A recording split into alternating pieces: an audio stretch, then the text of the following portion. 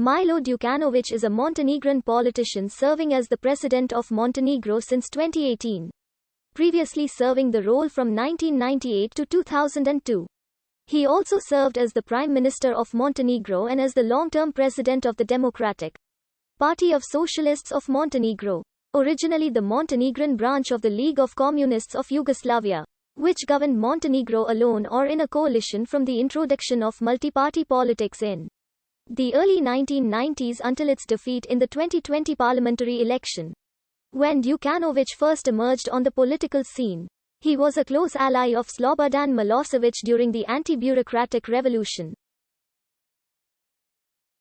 Đukanović supported Mimir Buletavac's agreement on Lord Carrington's terms, which resulted in the 1992 Montenegrin independence referendum, where voters decided to remain in FR Yugoslavia. In 1996, however, Đukanović distanced himself from Milosevic and the federal government, abandoning the traditional joint Serbian and Montenegrin vision in favor of Montenegrin nationalism, which supported the state independence and a separate Montenegrin identity.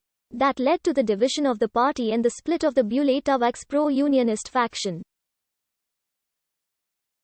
Shortly afterward, Đukanović defeated Buletovic in the 1997 presidential election by a thin margin. In 1999, he negotiated with Western countries in an attempt to limit airstrikes in Montenegro during the NATO bombing of Yugoslavia, while later Đukanović oversaw the implementation of the Deutsche Mark as the new currency in Montenegro, replacing the Yugoslav dinar, following the overthrow of Milosevic. Đukanović has pursued NATO and EU accession policy, resulting in Montenegro's NATO membership in 2017. Over the course of his premiership and presidency, he oversaw the privatization of public companies to foreign investors and firms. Several corruption scandals of the ruling party triggered 2019 anti-government protests, while a controversial religion law sparked another wave of protests. For the first time in 3 decades, in the 2020 parliamentary election, the opposition won more votes than Đukanovic's ruling party and its partners.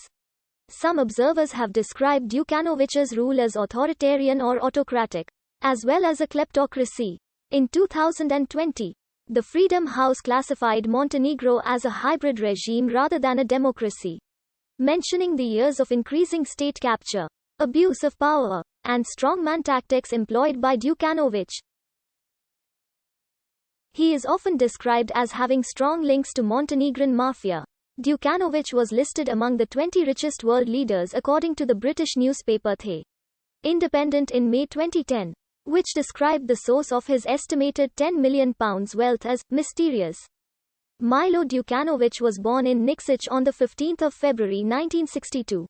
To Radovan and Stana Đukanović.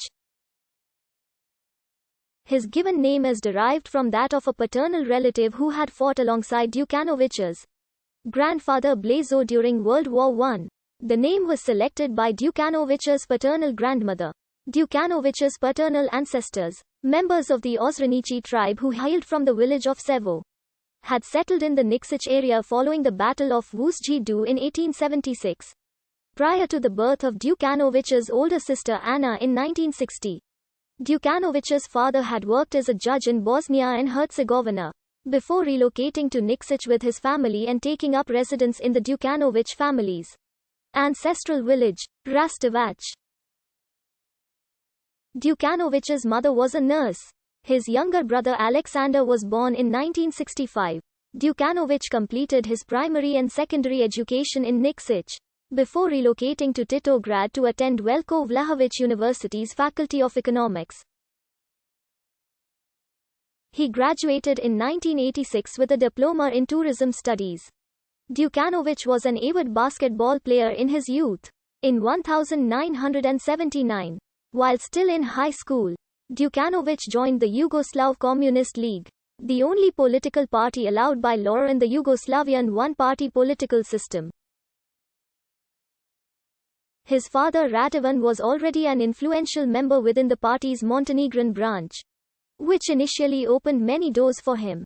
By 1986, he was a presidency member of Socialist Youth Alliance's Montenegrin branch as well as the presidency member of its federal-level parent organization.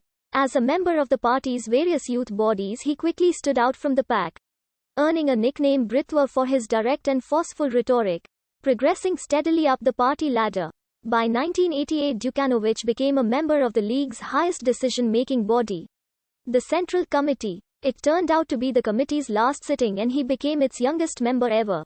By mid-1989, following the anti-bureaucratic revolution, Ukanovi became the secretary at the presidency of the Montenegrin branch of the Yugoslav Communist League, a post he held until the branch's eventual transformation into the Democratic Party of Socialists, actively tagging along with somewhat more seasoned Communist League members like Mamir Bulat.